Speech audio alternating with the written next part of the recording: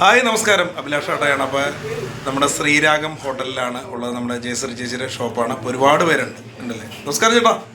വീട്ടിൽ ചായ കുടിക്കാൻ ഇറങ്ങിയാലേ? നല്ല ചായ കുടിക്കണമെങ്കിൽ നമ്മുടെ ശ്രീരാഗത്തിൽ വല്ലോ അല്ലേ? ഒരുപാട് പേരുണ്ട് കേട്ടോ ഇവിടെ. മറ്റൊരു ചേട്ടൻ. നമസ്കാരം ചേട്ടാ. എൻ്റെ പേര് തമ്പി ചേട്ടല്ലേ. പിന്നെ അതുപോലെ തന്നെ തബലിസ്റ്റാണ്. പിന്നെ ഓർക്കസ്ട്ര ട്രൂപ്പുകളിലൊക്കെ വർക്ക് ചെയ്യുന്നു. നമസ്കാരം ചേട്ടാ. പേര് ടോമി ചേട്ടൻ അല്ലേ? നല്ലൊരു പാട്ടുകാരനാണ്.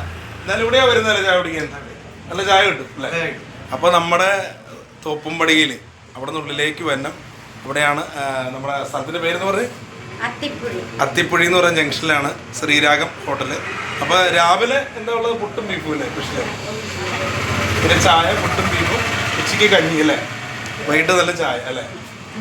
എന്നാലും കയറി വരട്ടെ. ആ ശരി ശരി, ചായയും കടികളും അല്ലേ? എന്നാലും പുട്ടും ബീഫും ഫേമസ് ആണ് അല്ലേ? എന്നല്ലേ നമ്മുടെ ചേട്ടൻ. നിങ്ങൾ നമസ്കാരം. നമസ്കാരം ചേട്ടാ.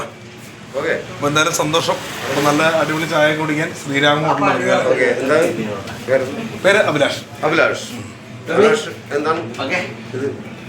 അപ്പോൾ എന്തായാലും സന്തോഷം. അപ്പോൾ നമ്മുടെ ചേട്ടന്മാരൊക്കെ വരുന്നുണ്ട് വൈകിട്ട്.